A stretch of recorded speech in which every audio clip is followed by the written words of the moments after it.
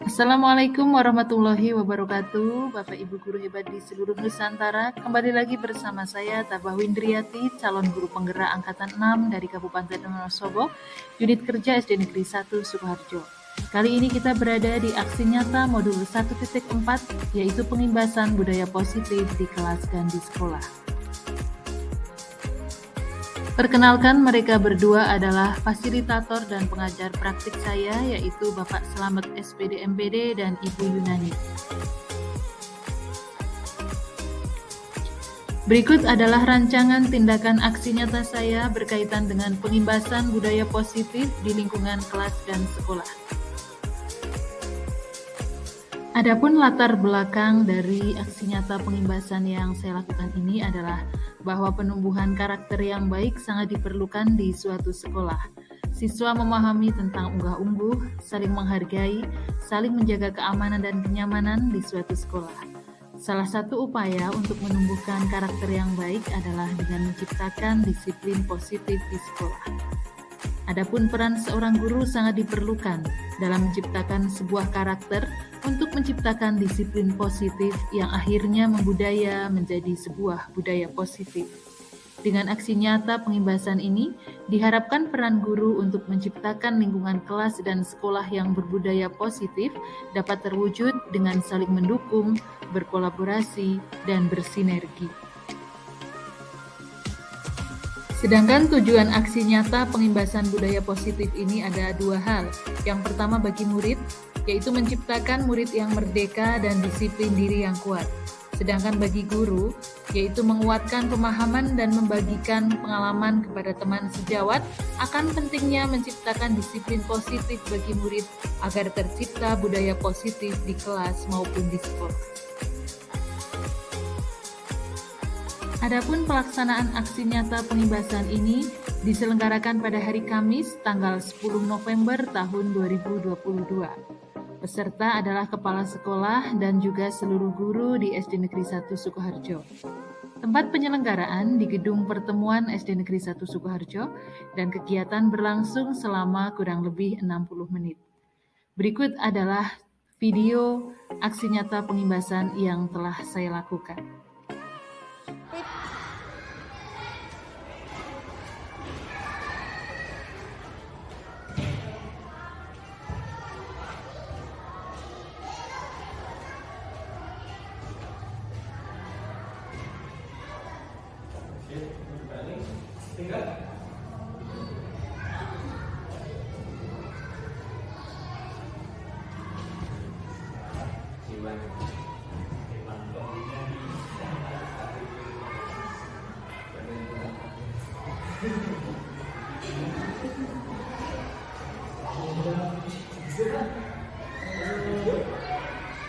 Assalamualaikum warahmatullahi wabarakatuh. Selamat pagi dan siang pemirsa semuanya. Yang terhormat Bapak Soso selaku Kepala Sekolah SD Negeri 1 Sukoharjo. Yang terhormat di sini Bapak Ibu dan Guru SD Negeri 1 Sukoharjo yang pada saat ini sudah hadir di sini untuk mengikuti acara penerapan modul 1.4 budaya positif program pendidikan guru angkatan 6 Kabupaten Wonosobo yang pada saat ini akan disampaikan oleh Ibu Tabah Windriyati. Untuk itu, saya selaku moderator izinkan terlebih dahulu untuk mengantarkan acara pada hari ini, di mana rangkaian acara yang nanti akan terlaksana, yaitu yang pertama pembukaan, yang kedua pemaparan materi yang akan disampaikan oleh Ibu Tabah, yang ketiga lain-lain dan acara yang keempat penutup. Baik, punya membersihkan waktu, dan langsung saja kita menuju acara yang pertama yaitu pembukaan. Mari kita buka acara pada hari ini dengan bacaan bersama-sama. Menuju acara yang kedua yaitu pemaparan modul 1.4 budaya positif di lingkungan kelas dan sekolah. Yang pada hari ini akan disampaikan oleh Ibu Tabah Windriyati selaku calon guru penggerak angkatan 6 Kabupaten Wonosobo. Kepada Ibu Tabah kami bersilakan.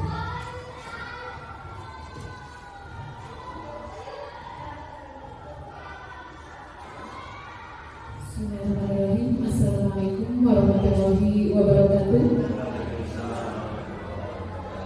Bismillahirrahmanirrahim. Yang terhormat Bapak Suroso MPD selaku Kepala Sekolah SD Negeri 1 Sukoharjo, yang kami hormati pula Bapak Ibu Guru SD Negeri 1 Sukoharjo beserta karyawannya.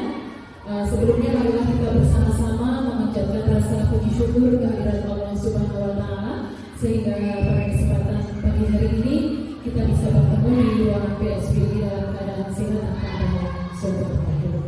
Salawat serta salam juga senantiasa kita curahkan kepada junjungan kita Nabi Muhammad SAW yang selalu kita nantikan syafaatnya baik di dunia maupun di akhirat.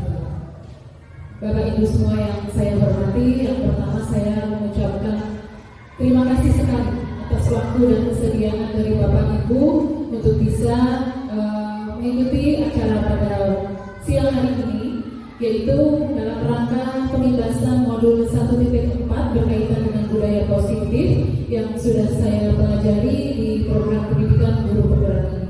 Nah, di sini saya hanya sekedar berbagi Bapak Ibu. Saya berbagi dari pengalaman saya yang sudah saya peroleh selama saya mengikuti program pendidikan guru penggerak berkaitan dengan modul 1.4 yaitu tentang budaya positif.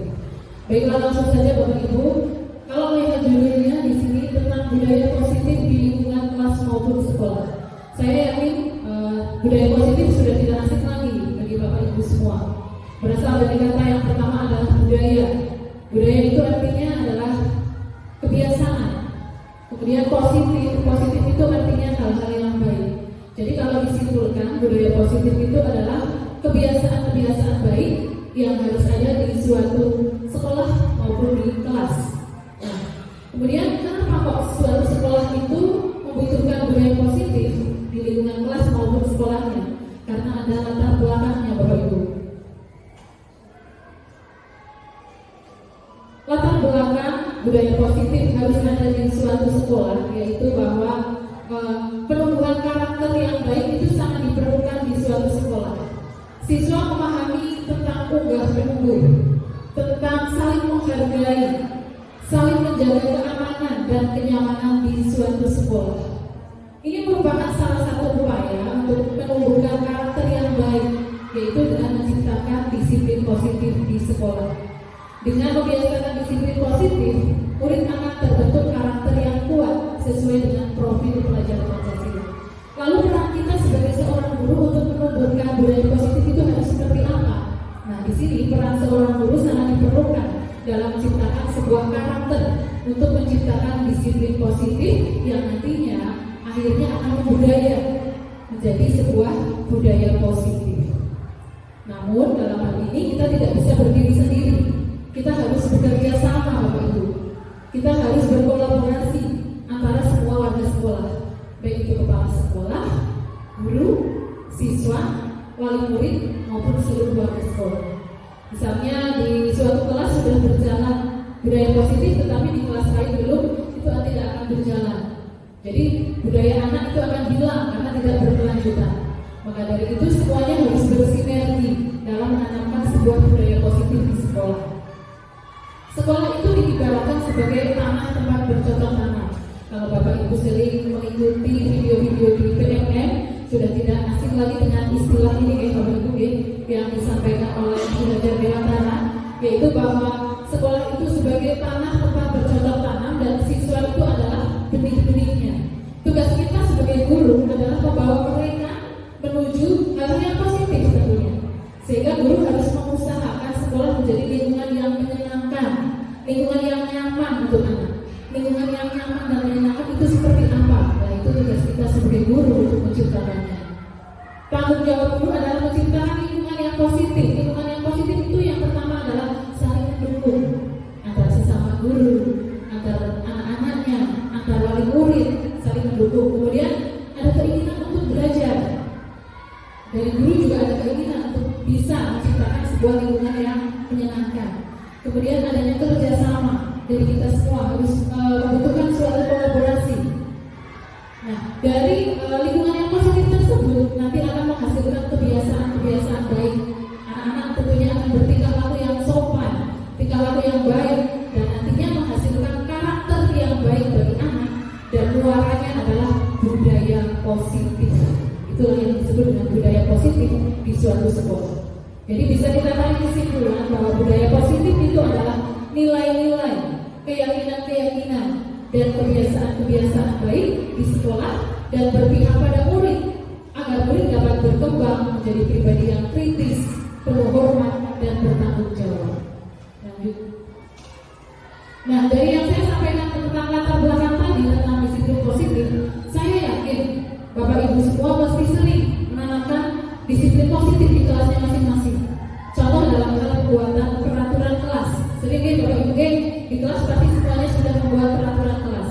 Nah, tapi biasanya peraturan kelas yang kita susun itu adalah peraturan kelas yang datangnya dari kita sendiri. Karena kita membuat peraturan, kemudian dipasang di dinding, anak harus mematuhinya. Itu belum disebut sebagai disiplin positif, Bapak Ibu. Kenapa? Karena itu datangnya dari guru, bukan dari siswa.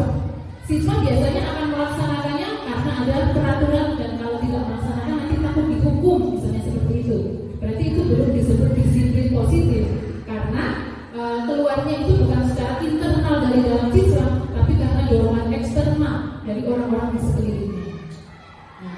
Disiplin positif di sini merupakan suatu cara penerapan disiplin tanpa adanya kekerasan, tanpa adanya ancaman, yang dalam praktiknya melibatkan komunikasi tentang perilaku yang efektif antara guru dan murid. Jadi di sini antara guru dan murid nanti ketika menyusun peraturan kelas itu kita komunikasikan, kita rembukan sama anak-anak supaya kelas kita nyaman, supaya kamu belajarnya semangat. Kira-kira kita mau seperti apa ya? Nanti ide itu muncul dari anak, bukan karena kita sendiri yang menyusun peraturan, kemudian anak yang mematuhinya. Tetapi yang dimaksud dengan disiplin positif, ide-ide yang tumbuh itu berasal dari anak dan disepakati bersama. Tetapi yang perlu kita ingat adalah tanpa adanya kekerasan dan ancaman, seperti itu. Dalam penerapan disiplin positif ini, murid diajarkan untuk memahami konsekuensi dari perilaku mereka. Selain itu, disiplin positif juga mengajarkan murid untuk bertanggung jawab serta rasa hormat dalam berinteraksi dengan lingkungan. Jadi, disiplin positif merupakan salah satu cara penerapan disiplin yang bertujuan untuk menumbuhkan kesadaran serta memberdayakan murid untuk melakukan sesuatu tanpa sokongan, tanpa ancaman maupun hukuman. Sebagai contoh, yang sering kita jumpai anak-anak di sini melakukan hal-hal positif itu karena ada iming-iming. Biasanya saya juga sering melakukan hal seperti itu. Anak-anak, kamu kalau bisa disiplin atau tertib ketika mengikuti pelajaran, nanti kalian pulangnya akan saya kasih hadiah, misalnya seperti itu. Mereka berlomba-lomba ketika ada iming-iming seperti itu. Saya semangat belajarnya, saya nggak boleh telat sekolahnya, misalnya karena bu guru tadi udah janji mau kasih hadiah. Berarti itu karena adanya sokongan, anak melaksanakan hal-hal positif. Itu belum disebut disiplin positif karena dorongannya secara eksternal. Bayangkan kalau tidak ada iming-iming seperti itu, anak pasti akan lupa dengan hal positifnya. Kemudian tanpa adanya ancaman, kalau kamu besok sampai terlambat lagi, kamu tidak akan naik kelas. Misalnya, kalau sampai lebih dari 5 kali, kamu tidak akan naik kelas. Misalnya seperti itu.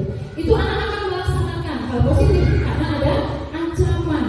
Ya, saya harus semangat sekolah, saya harus belajar dengan rajin, karena kalau tidak saya akan tertinggal kelas. Nah, itu karena ada ancaman. Dalam anak itu akan tertanam terus, akan teringat terus ancaman tersebut. Dan yang ketiga, hukuman. Ini yang mungkin kadang juga sering kita lakukan. Kamu sudah terlambat dalam melaksanakan tugas. Kamu nanti akan saya beri hukuman menulis sebanyak 100 kali misalnya. Kamu tidak mengerjakan PR. Hukumannya adalah kamu menulis sebanyak sekian kali. Itu adalah hukuman. Dan itu tidak diperkenankan dalam penerapan disiplin positif ini. Karena anak pastinya akan terbiasa melakukan hal positif tersebut karena dorongannya dari luar, yaitu biar tidak mendapatkan hukuman. Jadi mereka melakukan hal positif. Lanjut. Nah, dari disiplin positif tadi, tujuan utamanya adalah supaya anak-anak memiliki nilai-nilai kebajikan, Bapak Ibu. Banyak sekali nilai kebajikan di sekitar kita yang sering kita sebutkan ke anak-anak. Banyak sekali.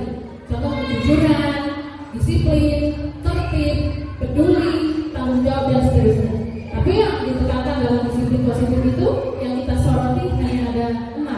Dan ini tertuang dalam dimensi profil belajar Pancasila. Kita tidak asing lagi ya, sudah sering menjabarkan dan sudah paham dengan keenam dimensi tersebut, yaitu adalah beriman dan bertakwa kepada Tuhan Yang Maha Esa dan perkara mulia, berkebinekaan global, bergotong royong, mandiri, bernalar kritis dan kreatif. Ini tidak perlu saya jabarkan.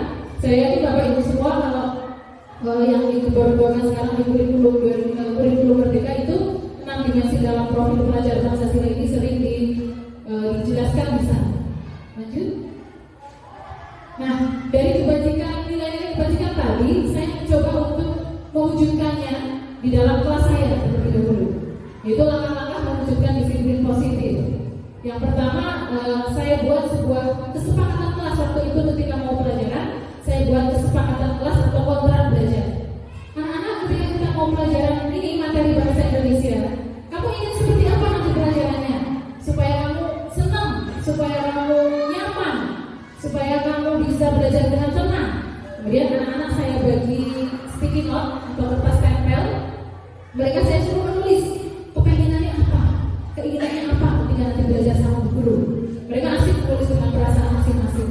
Macam-macam sekali tulisannya. Kelas 1 masih sederhana sebetulnya, tapi mereka berusaha menulis belajarnya itu saya ingin seperti apa ya. Mereka menulis, kemudian saya suruh memasang di sebuah dinding, dan dari hasil tulisan anak tersebut saya kerucutkan. Tidak mungkin anak-anak akan mengingat segitu banyak tulisan untuk dijadikan sebagai keyakinan kelas, tetapi saya kerucutkan menjadi beberapa saja, yaitu ada tanggung jawab, santun, tertib, peduli, dan disiplin. Ini saya rangkum dari apa-apa yang sudah disampaikan anak di dalam sticky note tadi. Nah, inilah bentuk keyakinan kelas yang tadi ditulis anak-anak. Saya tuangkan di sebuah slide, ini jadinya seperti ini. Ada yang menuliskan menghormati orang yang sedang berbicara, karena kemampuan anak berbeda. Ada yang sudah bisa menulis seperti itu, meskipun yang beberapa anak seperti Yasmin dan Hafiz itu masih perlu bantuan, tetapi sudah ada yang bisa menyampaikan keinginannya ketika belajar harus menghormati orang yang sedang berbicara. Mungkin di sini yang dimaksud menghormati guru. Ketika saya menjelaskan, anak-anak kepengennya sih tenang, sih menghormati, seperti itu. Kemudian tidak boleh makan saat pelajaran, ada yang menulis seperti itu.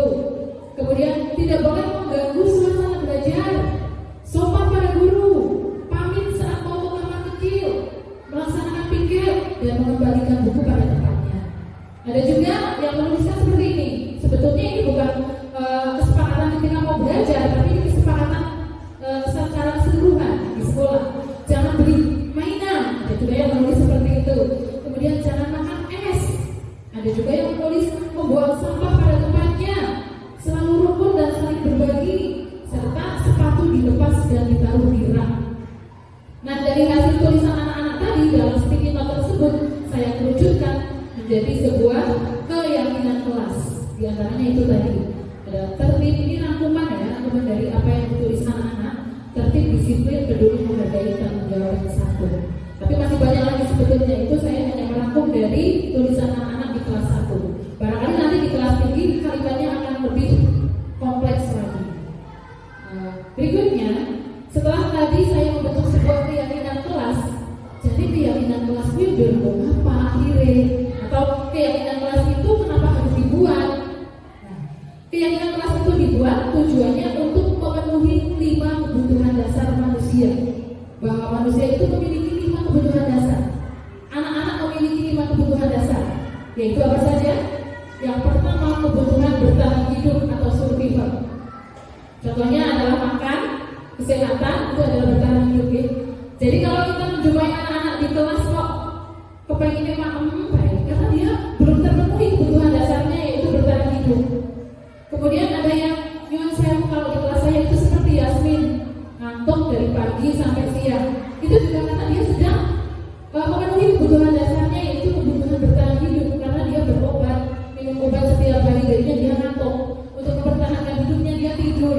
Itu juga kebutuhan dasarnya Yasmin. Dan bagaimana tugas saya sebagai gurunya Yasmin untuk memenuhi kebutuhan dasar tersebut. Itu yang pertama.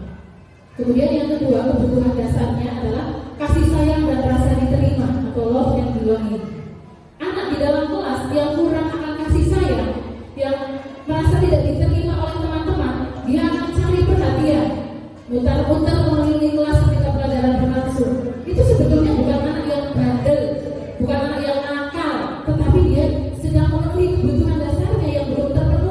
yaitu kasih sayang. Mungkin dia membutuhkan kasih sayang, jadi meminta perhatian guru maupun temannya. Kemudian merasa supaya diterima. Seperti kalau di kelas saya contohkan Keisha. Kalau saya amati dia kebutuhan dasar yang kedua itu belum terpenuhi, yaitu rasa diterima. Karena kalau saya lihat anak-anak yang lain suka kalau melihat si Keisha menjauh, tidak tahu kenapa. Jadi Keisha berusaha mendekat dengan jauh ini kebiti itu karena ingin diterima. Saya bawa dikancam, jadi seperti itu. Karena kebutuhan yang kedua ini belum diterima, jadi Yasmin memang si Keisha berlaku seperti itu. Kemudian yang ketiga, penguasaan atau power.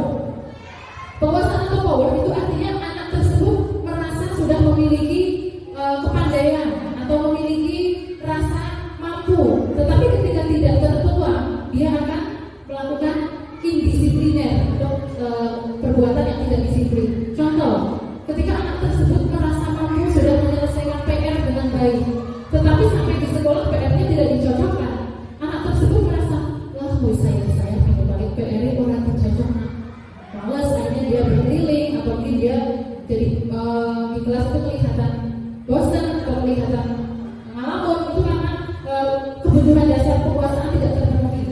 Dia merasa pandai, tetapi guru jarang menguji, misalnya jarang ada anak kamu udah bisa seperti ini, jarang ada seperti itu. Jadi anak merasa itu kebutuhan dasarnya belum terpenuhi. Yang keempat, kebebasan atau freedom. Ini misalnya anak yang suka usil, itu merasa kebebasannya belum terpenuhi. Makanya kadang guru menjelaskan si anak malah gambar, padahal bukan pelajaran gambar misalnya, karena dia ingin kebebasan. Kemudian ada yang mengajak temannya, yuk istirahat, padahal belum waktunya istirahat, karena kebutuhan dasar berkaitan dengan kebebasan belum terpenuhi. Makanya dia melakukan perbuatan indisipliner itu tadi. Yang kelima adalah kesenangan atau fun. Anak butuh senang-senang, Bapak Ibu. Kalau kebutuhan dasar ini tidak terpenuhi, ya udah, dia mesti melaksanakan indisipliner itu tadi dengan berbagai cara. Nah, tugas kita sebagai guru itu harus paham, ini anak kebutuhan dasar yang belum terpenuhi sebetulnya apa sih? Makanya melakukan hal semacam itu. Seperti itu. Inilah 5 kebutuhan dasar manusia. Konsep 5 kebutuhan dasar manusia tidak hanya berlaku bagi siswa, Bapak Ibu, tapi bagi kita juga. Kalau kita amati, saya sendiri misalnya melakukan hal indisipliner, misalnya telat berangkat sekolah, berarti ada kebutuhan dasar yang tidak terpenuhi pada diri saya. Nah, 5 kebutuhan dasar tersebut tidak hanya terjadi pada anak, tetapi pada guru juga. Seperti itu. Seorang pakar, Glaser, mengungkapkan bahwa kapasitas untuk berubah itu ada dalam diri kita. Jika kita dapat mengidentifikasi kebutuhan apa yang mendorong perilaku kita, maka perubahan perilaku positif dapat dimulai. Dengan bagaimana?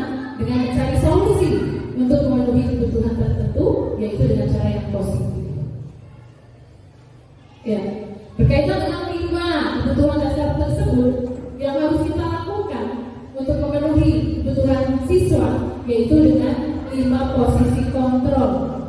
5 posisi kontrol itu ada yang pertama sebagai penghukum, pembuat rasa bersalah, sebagai teman, pemantau, dan manajer.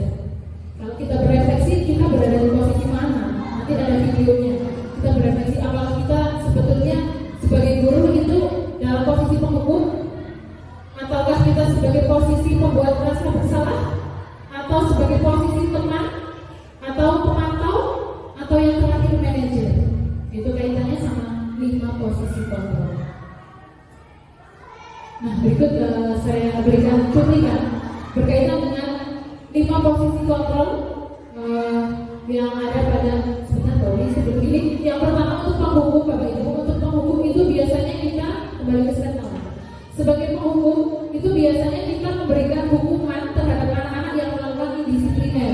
Contoh, misal seorang anak itu telat, kita tidak langsung menanyakan kenapa penyebab telatnya, tetapi anak langsung diberi hukuman. Anak yang telat mengikuti pelajaran olahraga misalnya, lari lapangan 5 kali, itu juga hukuman. Ini akan berefek jangka panjang kepada anak. Anak menjadi dendam, kemudian anak menjadi merasa anak yang gagal. Itu akan teringat terus. Mungkin kalau kita sendiri masih ingat ya, dulu di sekolah sering dihukum apa, sampai sekarang masih teringat. Nah, karena efek dari penghukum itu tadi, efeknya adalah jangka panjang.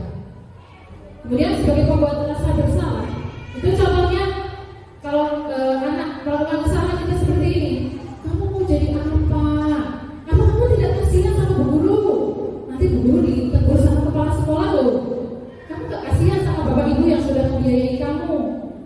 membuat rasa bersalah. Efeknya juga ada untuk anak. Anak akan selalu merasa minder, selalu merasa nyoma jadi bocah salah terus seperti itu. Nyoma aku berpikir. Ini ada efeknya juga. Kemudian yang ketiga, posisi kita sebagai teman. Posisi kita sebagai teman itu cenderung akrab. Kemudian memberikan motivasi, tetapi kita terlalu akrab sampai anak-anak lupa dia sebagai apa sama gurunya. Ini juga berefek. Anak kalau tidak ada si guru itu, dia tidak akan mau tertib, dia tidak akan melakukan perbuatan disiplin, karena dia disiplin karena ada si guru yang dianggap temannya itu tadi. Kemudian sebagai pemantau itu guru selalu menggunakan data-data. Kamu kalau nggak memakai seragam lengkap, nanti upacaranya bagus-bagus di sana. Itu menggunakan data-data. Dan yang terakhir sebagai manajer. Dalam manajer itu kita mengelola kesalahan siswa, dikelola, kemudian dicari solusi. Tapi solusinya yang berasal dari siswa, bukan dari kita. Kita lihat saja untuk lebih jelasnya pada video yang akan saya tayangkan berikutnya tentang 5 posisi kontrol.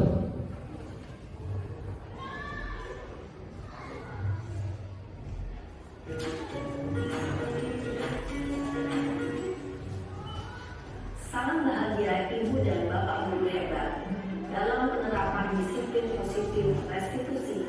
Salah satu program yang dikembangkan adalah 5 posisi kontrol. 5 posisi kontrol dalam restitusi adalah proses perjalanan seorang pendidik agar dapat mengenali dirinya. Pada video kali ini, kita akan membahas tentang 5 posisi kontrol yang dikembangkan oleh Dian Dosen dan contoh penerapannya.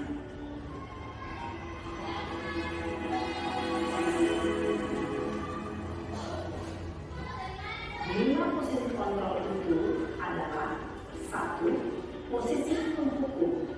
2. Posisi pembuat merasa bersalah. 3. Posisi teman. 4. Posisi pemantau atau monitor. Dan 5. Posisi manajer.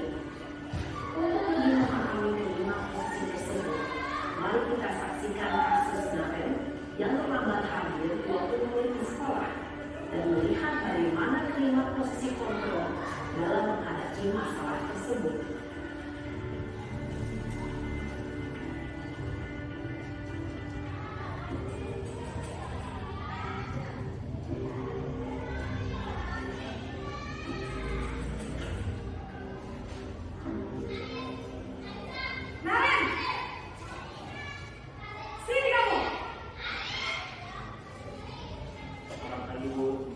Selalu terlambat. Kamu deh, pasti terlambat. Apa? Apa coba? Alasan kamu apa lagi? Kapan sih kamu tidak terlambat? Malas sekali ya kamu jadi anak. Dasar malas. Gak kapok-kapok sih kamu. Sudah berapa kali terlambat? Sana, kamu keliling lapangan basket 2 kali. Kenapa saya harus keliling lapangan basket, Bu? Kenapa? Kamu merawat ibu. Berarti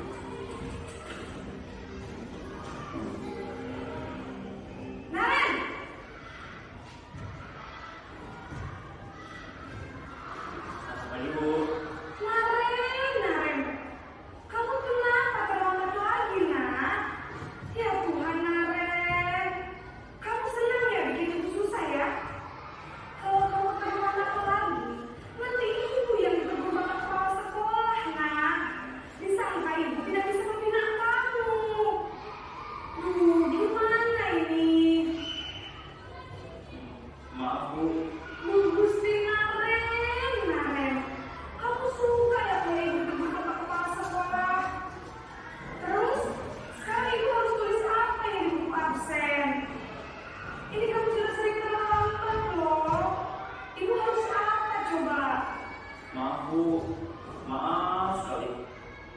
Ya sudah, lain kali jangan bikin ibu susah lagi ya nak ya. Ibu tidak akan kuat lagi kalau kamu begini terus. Bisa jantungan kalau ibu tegur bapak kepala sekolah. Sana cepat ke kelas. Maaf ya Bu. Maaf sekali. Posisi pembuat rasa bersalah berbicara dengan nada tenang, cenderung lembut. Namun kata-kata yang diutarakan membuat murid merasa menjadi orang yang gagal.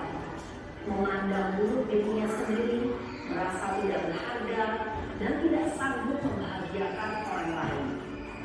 Ketika guru mengambil posisi pembuat rasa bersalah, murid akan menganggap dirinya yang bersalah dan ia akan menyimpan emosi negatif tersebut di dalam dirinya.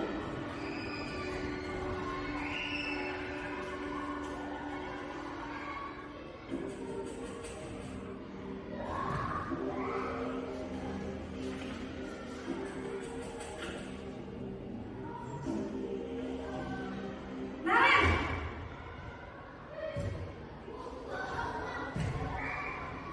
Selamat pagi Bu. Wah, sudah jam berapa ini nak? Terlambat lagi ya sayang. Iya Bu.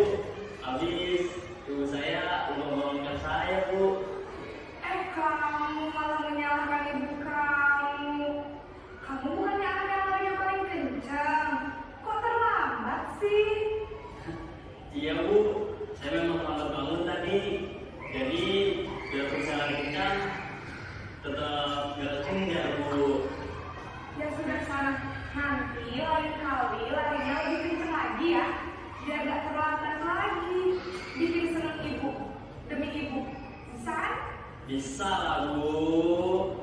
Ya sudah sana masuk kelas. Ibu beresin urusan absen kamu. Kamu ini ada-ada saja. Dalam posisi teman, guru berbicara dengan nada suara ramah, akrab, cenderung bersenda gurau untuk menjaga suasana tetap santai. Murid akan merasa senang, aman, dan akrab dengan guru. Identitas yang tercipta adalah identitas sukses atau berhasil. Namun, perlu diingat, karena ini masih dorongan eksternal, maka ada faktor ketergantungan dari murid kepada orang tertentu. Di sini guru aksennya, sehingga di lain waktu murid bisa berperilaku baik, namun hanya kepada orang-orang tertentu saja.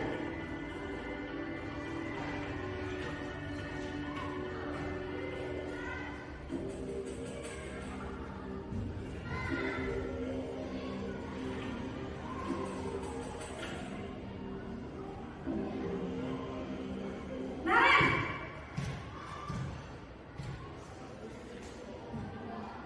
Selamat pagi Bu. Naren, apa peraturan sekolah kita tentang jam berapa kita harus masuk sekolah, nak? Kita harus di sekolah jam 7 Bu. Iya betul, sekarang sudah jam 7.20. Naren sudah tahu konsekuensinya jika terlambat hadir. Paham Bu. Saya harus tinggal kelas pas jam istirahat selama 20 menit. Iya benar, konsekuensinya demikian. Jadi nanti jam 9.30 pas istirahat, kamu harus tinggal di kelas, kerjakan tugas tambahan untuk ketinggalan kamu, ya? Baik Bu. Posisi pemantau mengandalkan penghitungan atau data untuk mengontrol murid. Guru mengarahkan murid berdasarkan peraturan dan konsekuensi. Seorang pemantau menunjukkan bahasa tubuh dan ekspresi wajah yang datar dan cenderung formal.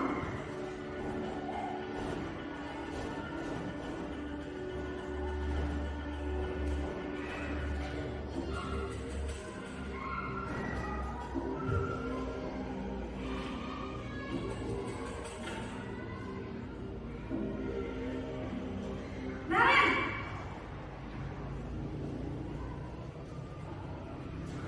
Selamat pagi Bu. Selamat pagi, Naren. Maaf Bu, saya terlambat. Iya, sekolah masuknya jam 7, sekarang sudah jam 7.20. Jadi sekarang bagaimana ini, Naren? Maaf Bu, saya lupa alarm saya semalam. Baiklah, menurut kamu, keyakinan sekolah yang mana yang perlu kamu tingkatkan?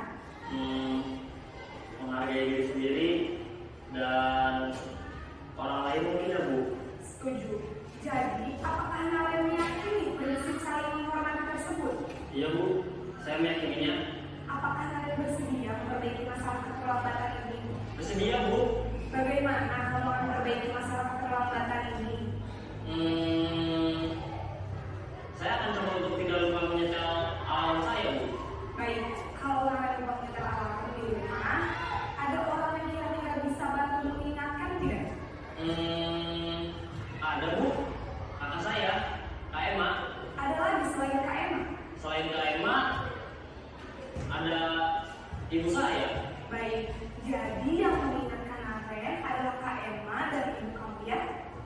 Kira-kira akan mulai alarm kapan nih, Naren?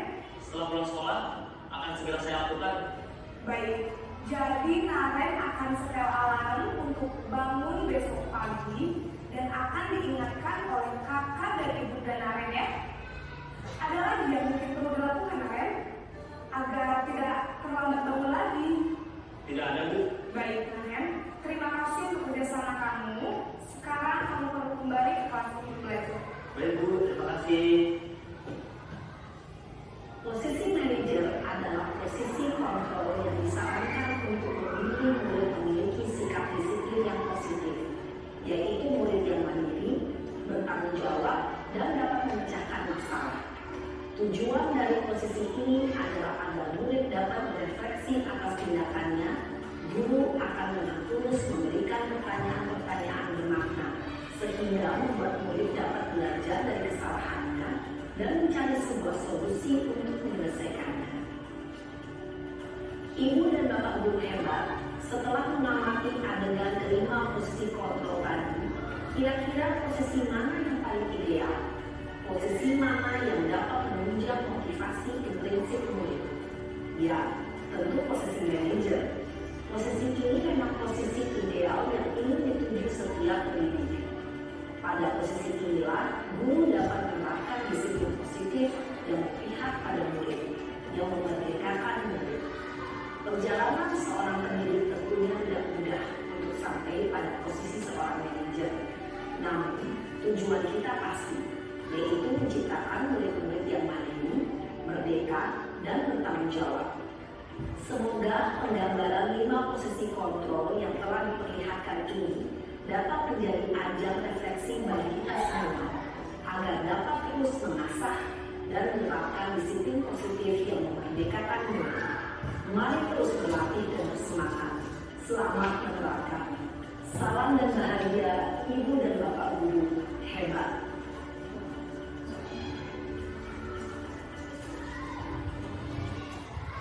Itu tadi tayangan video tentang 5 posisi kontrol. Kira-kira kita ada di posisi kontrol yang mana ya Bapak Ibu? Tunggu sekolah berapa?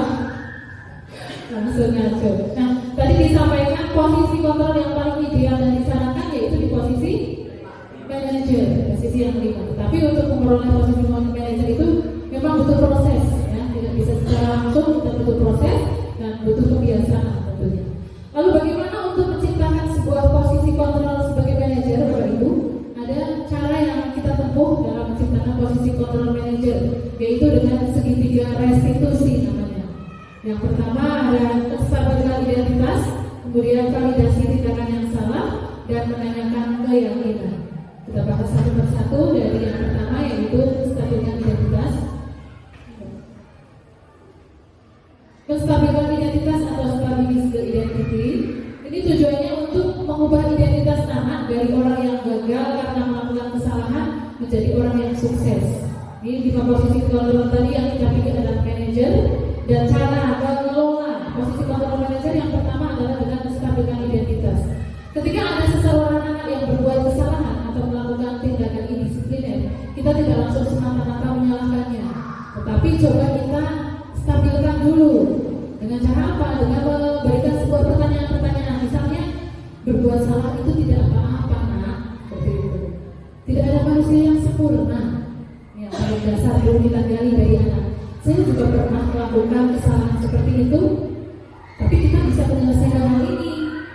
Bapak Ibu tidak sedang mencari siapa yang salah, tetapi Bapak Ibu sedang mencari solusi dari permasalahan ini.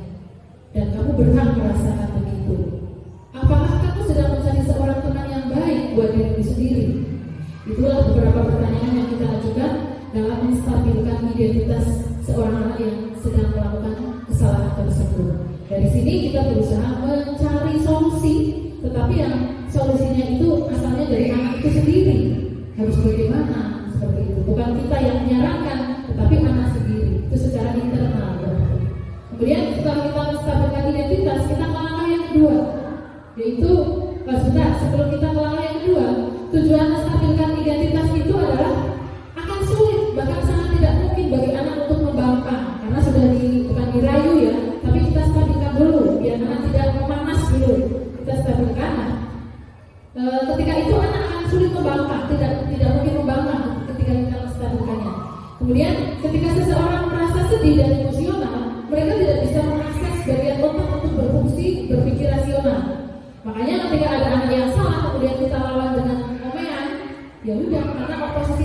dia sedang tidak berfungsi.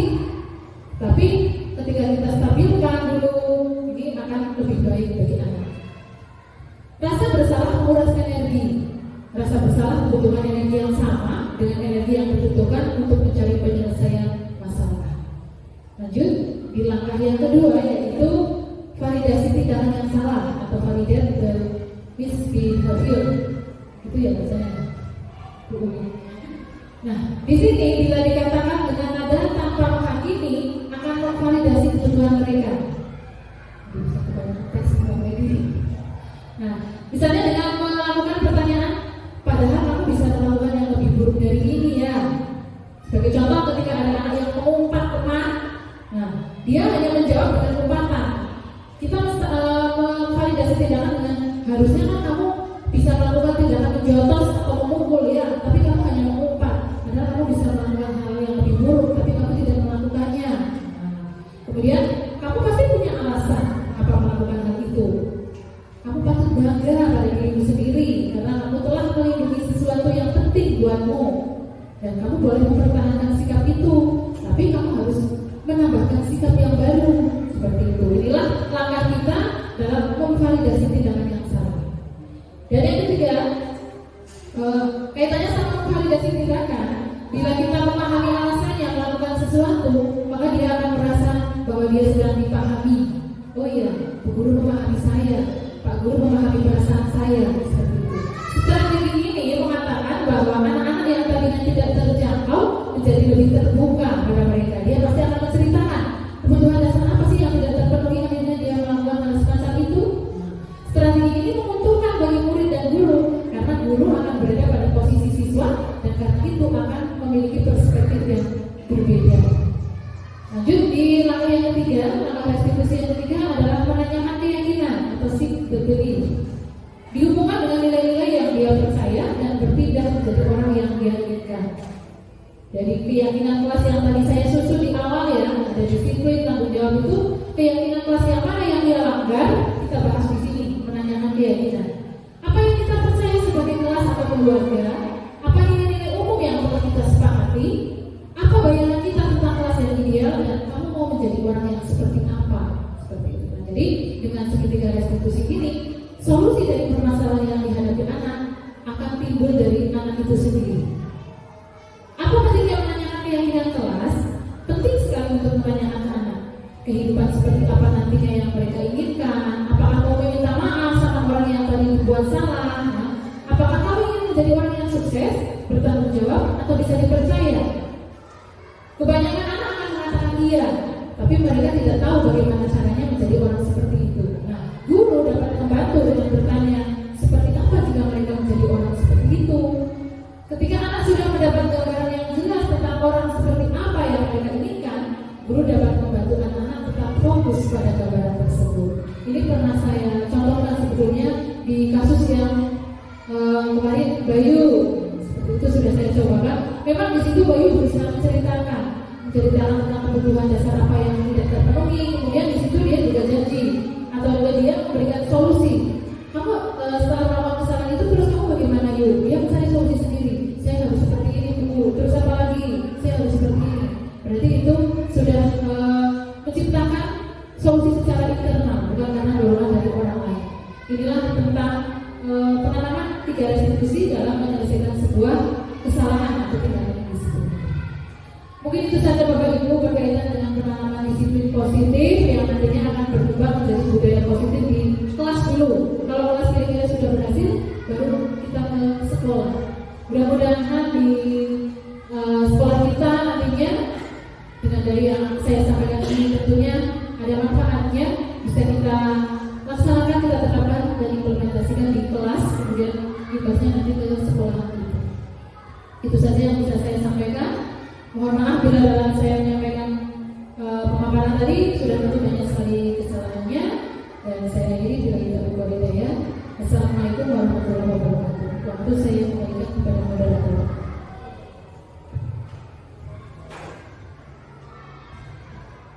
Baik, Bapak Ibu semuanya, boleh minta tepuk tangan lebih dahulu untuk saudara yang sudah mengadakan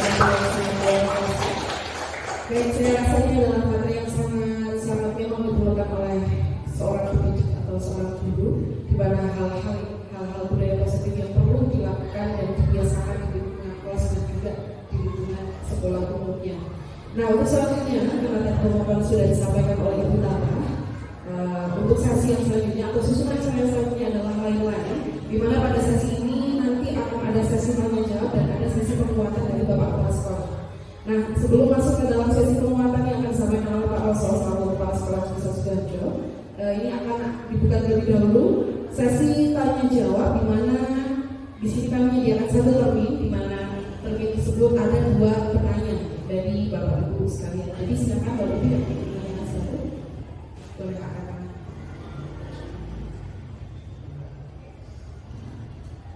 Ada?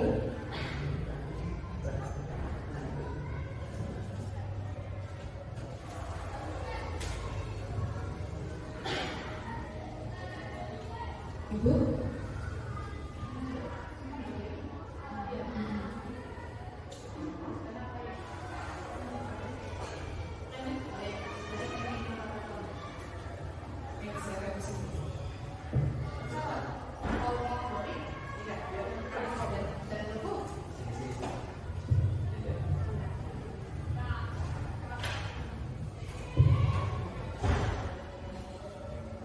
Terima kasih Bapak yang memberikan. Assalamualaikum warahmatullahi wabarakatuh. Dari paparan yang sudah disampaikan, saya lebih tertarik tadi untuk yang posisi kontrol. Untuk posisi kontrol itu yang sebelumnya ideal kan yang manajer ya, tetapi untuk saya yang pemarah dan yang kedua tadi, yang pertama dan kedua, saya kepingin naik juga yang ketiga ke posisi sebagai teman ya. Tetapi saat ke posisi sebagai teman dengan meninggal karakter siswa sih tidak sebagian. Ada beberapa siswa yang ketika kita menempatkan diri sebagai posisi teman itu malah melonjak gitu. Seakan-akan malah melonjak. Dan mohon maaf untuk saya pribadi, sebelum ke posisi teman dan melebarkan hati dan kesabaran, itu seringkali terpancing emosi dulu. Itu kira-kira bagaimana solusinya? Itu untuk diterapkan di ISD kita ini. Terima kasih. Sementara untuk itu dulu. Mungkin nanti ada pertanyaan lanjutan dari jawabannya. Terima kasih. Assalamualaikum warahmatullahi wabarakatuh.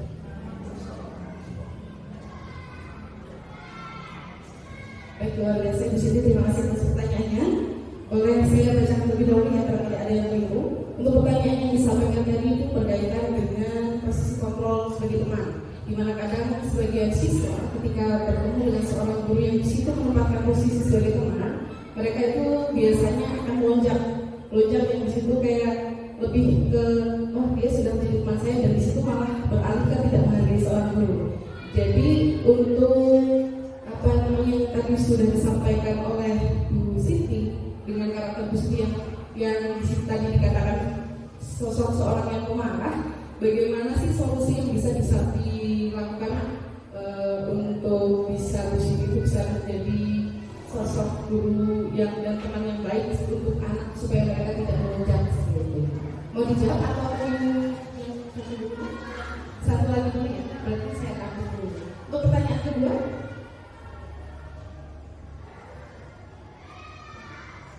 Wica, Wati, Putri, Baru, apa? Berarti satu dulu ya. Baik, terima kasih. Oh, Wica, baik.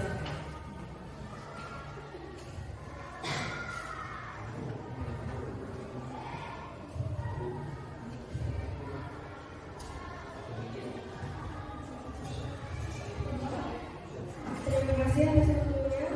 Penjelasan yang bertanya untuk menerapkan disiplin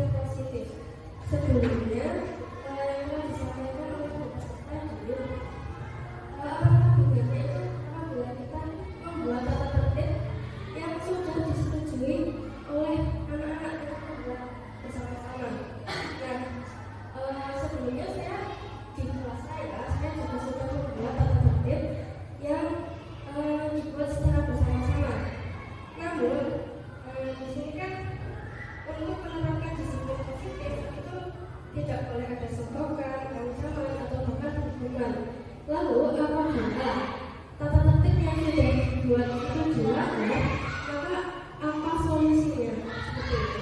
Terima kasih. Baik Bu Ica, terima kasih pertanyaannya sangat bagus sekali. Ini berkaitan dengan disiplin positif berapa?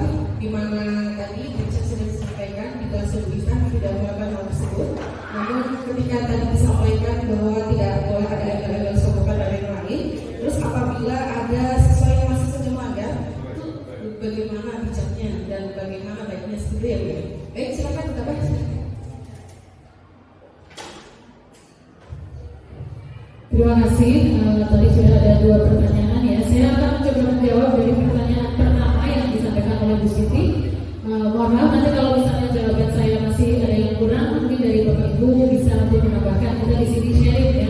Berkaitan dengan solusi apa agar kita bisa menjadi seorang guru yang bisa mengelola emosi seperti itu ya Bu Siti.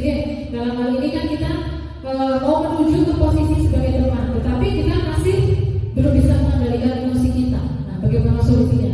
Menurut saya ini kembali lagi kepada kebutuhan dasar manusia, kebutuhan dasar kita. Tadi saya menyampaikan bahwa kebutuhan dasar kita itu tidak hanya terjadi pada siswa, tetapi juga pada orang dewasa. Nah, ketika itu kaitannya sama hal pribadi sebetulnya dalam mengelola emosi.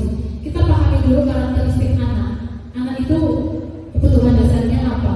Nah, kita sebagai guru menyesuaikan bahwa si anak butuh seperti ini, jadi harus saya kelola emosi saya menjadi seperti ini. Dan kalau mungkin tadi disampaikan Bu Siti, bagaimana untuk saya supaya tidak gampang marah, berarti mungkin ada salah satu kebutuhan dasar yang memang Bu Siti belum terpenuhi. Nah, itu karena kembali lagi kepada karakter kita. Saya juga seorang tipe pemarah, tetapi ketika di depan anak, saya berhadapan dengan wajah-wajah mereka yang sangat butuh kasih sayang, kemudian mereka butuh untuk dituntut. Di situ amarah saya jadi terkendalikan. Ya, saya berusaha mencoba menuntut mereka, mengantarkan mereka ke jalan yang benar. Kita menuntut supaya dia bisa selamat hidupnya, bisa bahagia seperti itu. Jadi amarah saya, emosi saya yang kadang memang tidak bisa dikontrol, saya berusaha memahami ini wajah anak begitu polosnya. Ini lebih membutuhkan kebutuhan dasar apa? Saya harus bisa menekan emosi saya. Jadi itu kembali lagi, kira-kira kalau kita pemarah berarti memang ada kebutuhan dasar kita yang belum terpenuhi seperti itu. Dan otomatis kita sebagai guru dalam mengelola emosi itu adalah suatu hal yang dalam psikologis kita sudah lebih paham untuk mempelajarinya. Barangkali itu yang jawaban saya. Untuk dari Bapak Ibu yang lain ada yang mau menambahi berkaitan dengan pertanyaan Bu Siti? Pak Freddy mau menambahi? Tidak? Begitu Bu Siti? Atau ada yang masih kurang? Cukup? Ya. Kalau sudah tidak ada yang mau ditambahi, saya lanjut ke pertanyaan yang kedua dari Bu Ica tadi ya, bahwa untuk menerapkan disiplin positif, Bu Ica sudah menerapkan di kelas, yaitu dengan membuat tata tertib yang dibuat secara bersama dengan anak. Namun masih ada beberapa anak yang melanggar tata tertib tersebut. Lalu kemudian bagaimana solusinya jika masih ada anak yang melanggar tata tertib tersebut? Sebetulnya jawabannya hampir sama dengan jawaban saya kepada Bu Siti tadi. Anak yang melanggar tata tertib itu tadi berarti ada kebutuhan dasar yang memang belum dipenuhi. Dan untuk menuju sebuah posisi kontrol sebagai manajer, kita prosesnya kan panjang. Kita untuk menasihati anak itu tidak serta-merta, butuh pembiasaan. Kalau sudah ditanamkan dari kecil, dari kelas 1 ya misalnya, untuk mematuhi aturan, kemudian mematuhi keyakinan kelas, itu otomatis kelas selanjutnya mereka akan lebih terbiasa. Jadi butuh adanya kebiasaan kerja.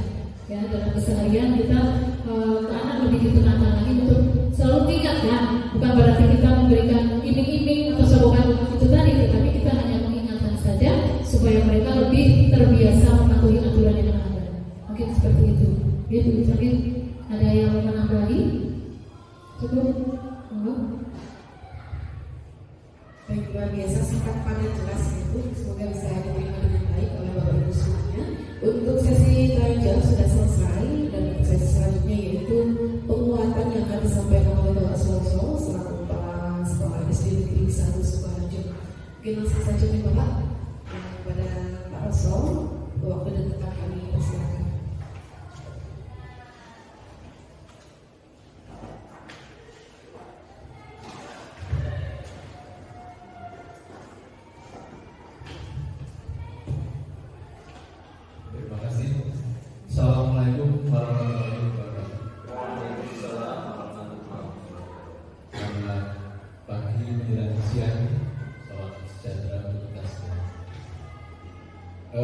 saja Bapak Ibu yang saya hormati, yang pertama saya mengapresiasi pada Betapa luar biasa untuk kita.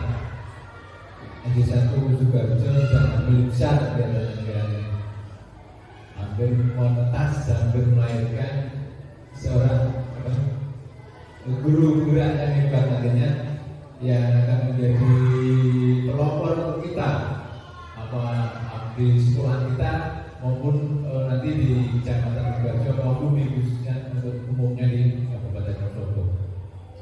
Bapak Ibu yang saya hormati, dari paparan dari Guru Tambah hari ini tentang budaya positif ini sangat bagus sekali, dan memang budaya seperti ini yang kita harapkan sebagai guru bisa menggali dari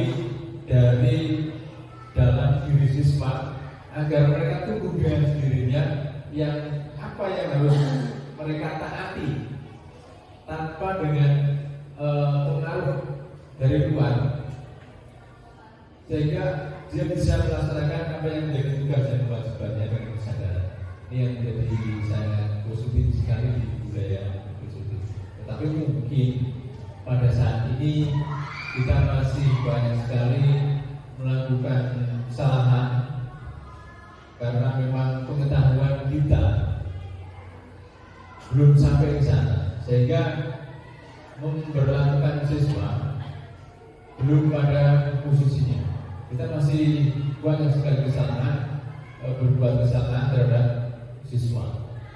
Padahal di dalam, jika kita sudah membuka PMM itu dari filosofi KD bahwa kita adalah memerdekakan siswa, kita berpihak pada siswa, kita menghamba pada siswa.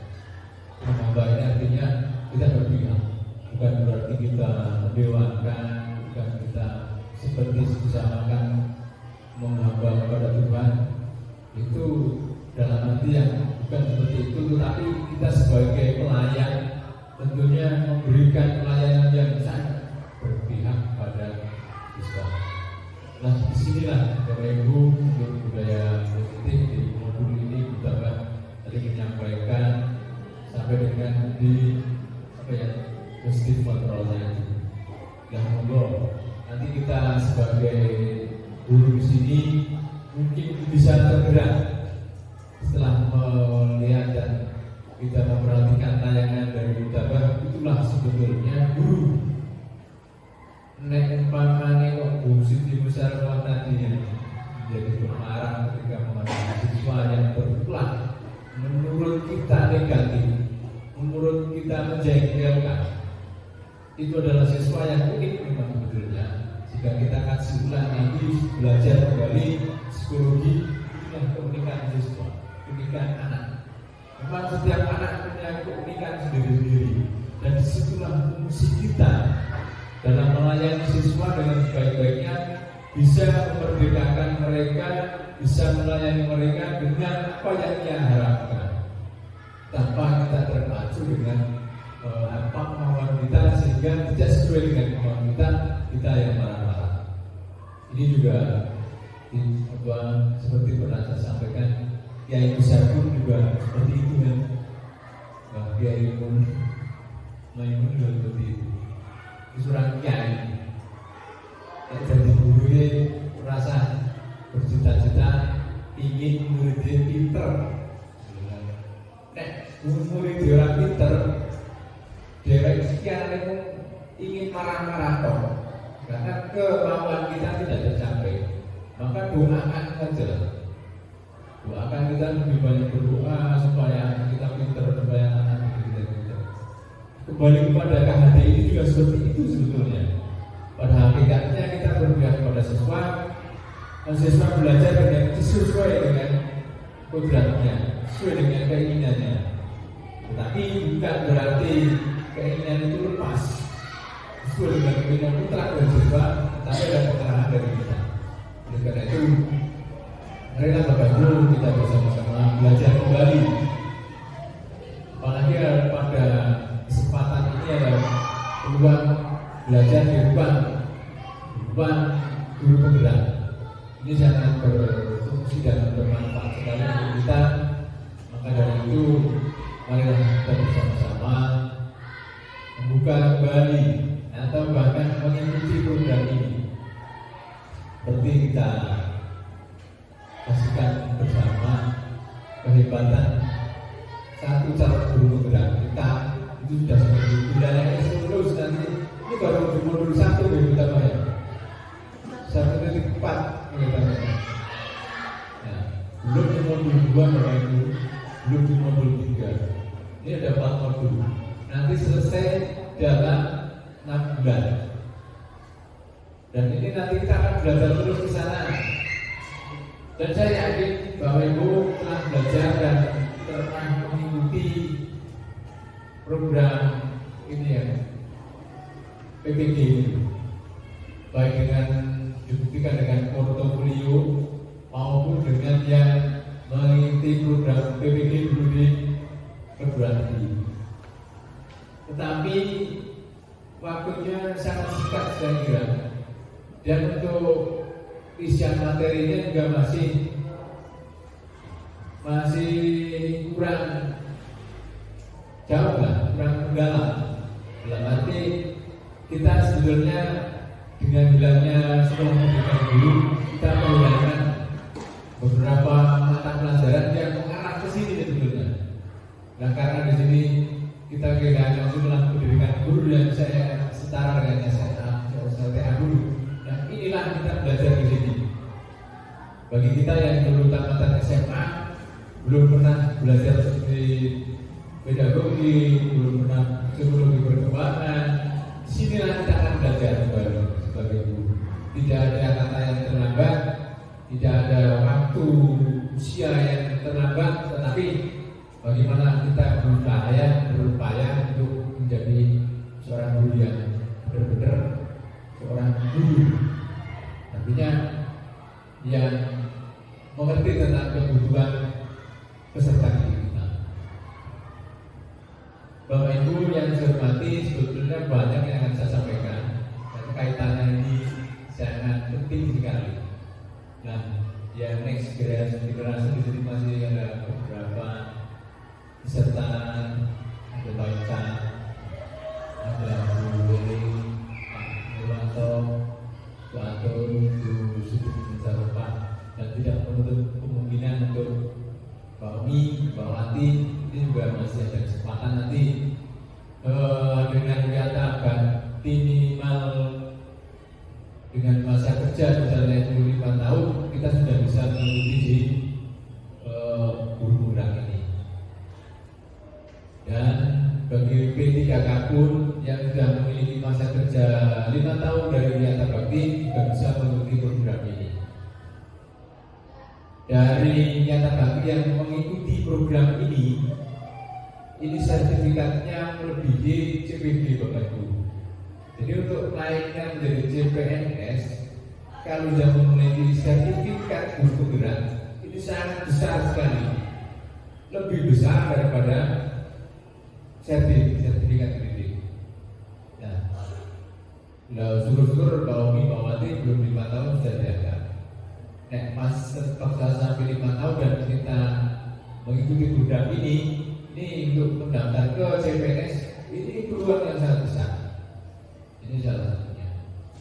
Tapi ini bukan kewajiban. Nek panjenengan pengen jadi guru, juga bisa digunakan untuk mendaftar dan peluang sangat besar. 85% ini kelihatannya masuk. Kalau yang sertif itu kan dinilai 500 ya, masih ada seleksi. Kalau sekarang P3K itu di P4 prioritas 6 itu masih ikut seleksi. Nah, untuk Bapak Ibu guru ini juga ada hak sebetulnya, bukan kewajiban yang saya sampaikan di sini. Karena sertifikat guru penggerak yang dimiliki Bapak Ibu nanti di situ berbunyi memang bersedia menjadi kepala sekolah. Tetapi ini adalah hak, bukan kewajiban. Jadi tidak ada paksaan untuk harus menjadi kepala sekolah, itu tidak betul. Sehingga teman-teman yang kelihatannya tidak ingin menjadi kepala sekolah, kita mental di sini. Padahal bukan ke situ. Tidak wajib menjadi kepala sekolah, tetapi itu adalah hak. Ketika pemerintah membutuhkan kepala sekolah, calon guru penggerak ini yang mengisi. Seperti tadi kita sampaikan, kita lihat bersama juga yang penampilan kita bahkan seperti itu. Gitu. Dan itu bisa semua yang ada di sini Bapak Ibu. Tampilan tampil seperti Butaban, saya kira bisa semua di sini. Ketika kita sudah banyak belajar, kita berkolaborasi dengan teman, berdiskusi dengan teman, saya yakin panjenengan tidak semua. Bukan berarti panjenengan harus jadi kepala sekolah, bukan. Kalau itu menjadi kepala sekolah, kesempatan terbaik. Tetapi jika tidak bergerak, juga tidak dipaksakan, tidak ada sanksinya untuk menjadi kepala sekolah. Itu deh, itu yang menjadi guru penggerak. Ini baru di modul 1, titik 4. Nanti modul 2 lebih dalam lagi, modul 3 lebih jauh lagi. Maka dari itu, memang guru penggerak inilah yang pantas melanjutkan menjadi kepala sekolah yang akan memimpin pembelajaran ini. Oleh karena itu di guru penggerak ada mengisi integritas yang nomor 10 biasanya yang tentang menjadi kepala sekolah. Karena memang kalau dia sudah belajar beneran, memahami betul apa yang ada di pembekalan CGP ini, saya yakin kita semua bisa mampu menjadi pemimpin pembelajaran yang terbaik. Inilah Bapak Ibu, Pak Freddy juga tidak maksudnya mungkin tidak bisa sekali itu di sini. Karena kita berhadapan dengan siswa. Nah sekali lagi, marilah kita bersama-sama belajar, membuka hati kita sebagai guru yang mempunyai tadi positif kontrol. Nah, yang beberapa dari kita sesuai dengan karakter kita dan kita bisa berubah. Kita harus berubah, harus ini Pak Bu. Tantangan di abad 21 ini pembelajaran dan pengajaran ini harus berubah. Nah, kita lah yang berubah, panjenengan semua. Saya dan Bu Sarina mungkin dalam kurun waktu tertentu kan sudah purna tugas. Tetapi panjenengan masih panjang, inilah yang penting. Bangsa ini dititipkan ke panjenengan semua. Guru penggerak ini adalah calon pemimpin masa depan, pemimpin pembelajaran. Dan siapapun juga menjadi pemimpin karena kita berhadapan dengan siswa. Kembali lagi tadi pada seperti Bu Musarofah ketika menghadapi siswa, pernah Musarofah memang ya marah-marah gitu kan, orangnya seperti itu. Saya lah paling pemarah Bu Siti Musarofah. Mengapa harus begitu? Sekarang kalau saya Bu Siti di luar, mengapa harus begitu? Dan mengapa tidak berubah? Kita tidak berubah. Kalau dulu kita marah dengan anaknya berbuat salah, kita marah-marah. Kita sebenarnya kembalikan diri kita sendiri sekarang. Keunikan siswa kita menyadari keunikan siswa itu berbagai macam. Terus bagaimana kita akan mengatasi mereka dengan menumbuhkan kesadarannya sehingga mereka terpengaruh apa yang akan kita maui dan melaksanakan apa yang dia harapkan. Intinya Bapak Ibu bahwa kita mengajar siswa, menuntun siswa di sini membuat siswa itu selamat dan bahagia. Selamat di dunia, selamat di akhirat. Bahagia di dunia, bahagia di akhirat. Kita menuntun siswa sesuai dengan kodratnya. Kita jauh lagi mulai membawa Bapak Pak Freddy yang berdaftar batu baca nanti kalau sudah waktunya sudah cukup daftar di sini. Kita berniat menjadi guru yang baik. Tidak usah berniat lain-lain lah. Dan kita tidak perlu melihat keribetannya. udah rasanya betapa gawean ini sih paling menjadi pokok. Dan tidak hanya di sini Bapak Ibu, seluruh dunia udah sobo. Teman-teman yang masih belum masuk di CGP ini, kelihatannya melihat teman CGP yang sedang belajar seperti itu sudah ngeper. Betul-betul saya betapa gaweannya seperti itu. Apakah saya mampu? Saya garap bosnya ini, udah masih Zoom, nanti jam 4, nanti jam 5:30 gitu. Tapi ini adalah sebuah kebahagiaan untuk kita sebetulnya Bapak Ibu. Keadilan ini sangat bermanfaat. Dan kita terapkan pada siswa, kita akan menjadi sahabat siswa. Bandungan sebagai siswa orang untuk siswa ini selalu berdapat sebagai peserta didik dan guru semua. Nanti kita akan bersahabat dengan siswa. Jadi tidak ada lagi marah-marah kayak gitu orang. Pak Nur juga sudah belajar kegiatannya. Karena saya lihat awal-awalnya mendisiplinkan siswa itu sangat mungkin orangnya orang gitu kan Pak Nur. Pak Freddy juga masih dengan sebuah keras dengan seperti ini. Saya sementara saya masih aman banget. Saya melihat nanti Pak Nur suatu saat akan berubah. Saya melihat Pak Freddy suatu saat akan berubah. Saya yakin itu. Ketika Pak Freddy membimbing mana berbaris seperti itu, anaknya masih seperti itu, dengan seperti itu, dengan disiplin paksa istilahnya, silahkan. Nanti panjenengan suatu saat akan berubah, akan melihat kebutuhan siswa, sehingga panjenengan tidak akan seperti itu lagi di dalam memperlakukan siswa. Dan kalau ingin memperdalam itu, di sini kan tempatnya. Tunggu di ruang guru gerak. Semuanya saja. Dan kita nantinya akan sangat menghargai siswa tentunya. Karena kita apalagi sudah berkomitmen menjadi guru, siswa mati jadi guru dan saya harus bertanggung jawab demi akhirat dengan anak didik saya. Lah jadi ini orang marah-marah itu ya situasional saya kira. Saya kira bukan karakter lah. Semua orang itu bisa semua marah. Seperti Buta Bahasa tadi sampaikan, kemungkinan di orang banyak masalah atau ada masalah, sehingga ketika kita berhadapan dengan siswa yang tidak sesuai dengan keinginan kita harus marah-marah. Itu mungkin juga seperti itu. Atau kita terlalu idealis. Karena saya juga pernah menjadi guru yang seperti itu. Bukan berarti saya marah, tetapi saya ingin siswa saya pintar juga, saya harus kelas seperti ini, saya ajari harus bisa seperti ini. Kalau tidak bisa, saya paksakan seperti ini. Dengan cara seperti ini, mereka bisa.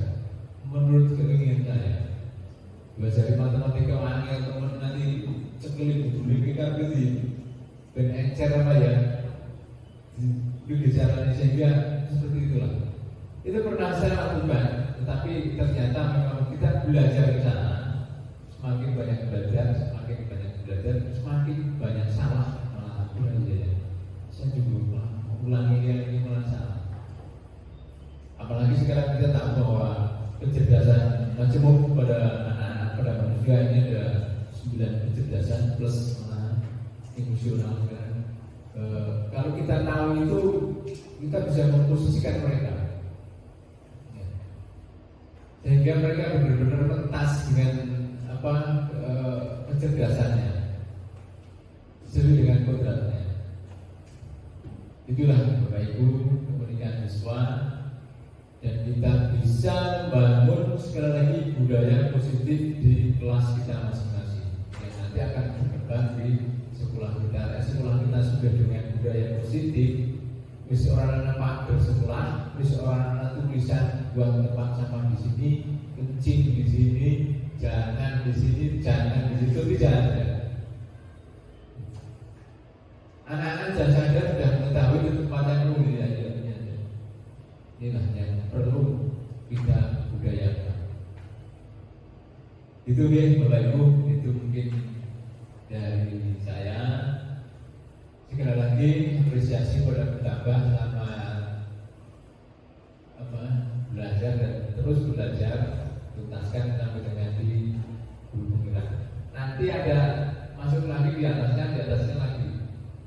guru penggerak, di atasnya ada fasilitator, nanti bisa menjadi instruktur dan lain sebagainya.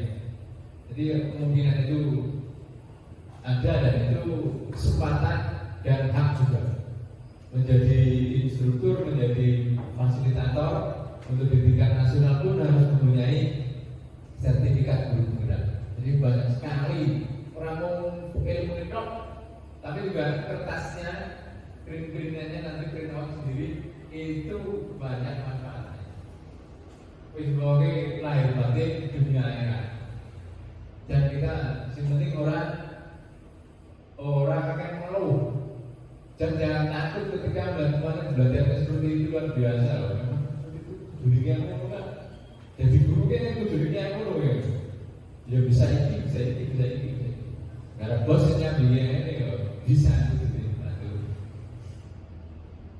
Semuanya bisa. Apalagi yang penting memanage waktu. Itu Bapak Ibu penguatan dari kami selalu yang dikembangkan di sini dan mudah-mudahan nanti juga satu ini harapan saya SDM-nya meningkat menjadi menjadi penebar ya, karena bisa memperluaskan di sini sekarang nanti di sana di SD yang lain bisa kan tidak selamanya kita kerja di sini. Ini mungkin nanti menjadi kepala sekolah di mana di sana bisa berkembang lagi dan semuanya saja. Ini bisa mengembangkan, inilah yang penting sehingga filosofi dan teori pendidikan yang saat ini sedang dilaksanakan di Indonesia dapat tercapai dalam kurun waktu paling kasih 20 tahun. Karena memang yang namanya perubahan pendidikan itu hasilnya dapat dilihat setelah paling tidak 30 tahun. Nah, inilah itu perubahan paradigma pendidikan. Kita sebagai guru siap berubah. Jangan menuntut dari guru zaman dia sekarang guru kita misalnya pada kita jangan berprinsip guru yang sekarang pengen mau dari guru saya kira seperti ini ya seperti itu ya harus tuntutan zaman seperti ini. Itu Bapak Ibu pesan dari kami dan kepada betapa dan yang lain selamat bertugas, selamat menjadi guru penggerak, guru pengumuman Pak Nurmanto, semangat dan nanti akan menjadi guru hebat juga. Itu kurang lebihnya mohon maaf. Saya akhiri wassalamualaikum warahmatullahi wabarakatuh.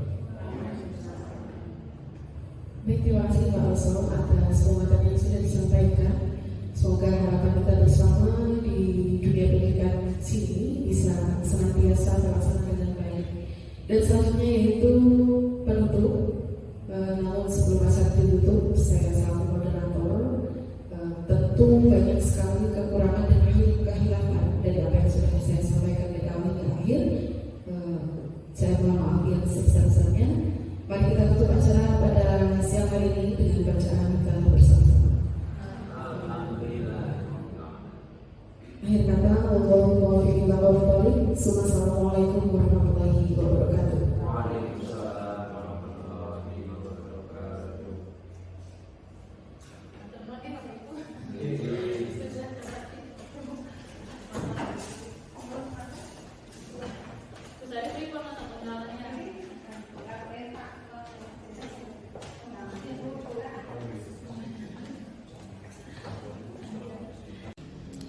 Assalamualaikum warahmatullahi wabarakatuh. Perkenalkan, nama saya Rizcharinda Gravinasari. Saya merupakan salah satu guru di SD Negeri 1 Sukoharjo. Dan saya juga merupakan teman sejawat dari Ibu Tabah Widriati selaku CGP Angkatan 6 dari Kabupaten Wonosobo. Berdasarkan pemaparan materi yang telah disampaikan oleh Ibu Tabah tentang pengimbasan budaya positif di lingkungan sekolah dan di lingkungan kelas, saya mendapatkan banyak pengetahuan baru mengenai kebiasaan baik yang perlu ada di sekolah maupun di lingkungan kelas untuk menumbuhkan kesadaran serta memberdayakan murid-murid. Itu tidak perlu adanya sogokan, ancaman, ataupun bahkan hukuman.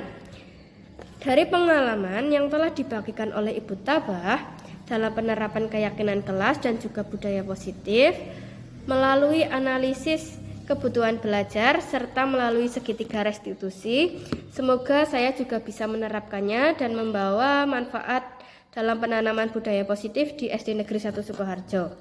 Sekian dari saya. Wassalamualaikum warahmatullahi wabarakatuh. Bapak Ibu guru hebat di seluruh Nusantara, demikian tadi pemaparan dari saya berkaitan dengan pengimbasan modul 1.4 yaitu budaya positif di lingkungan kelas maupun di lingkungan sekolah. Semoga bermanfaat. Terima kasih. Salam dan bahagia.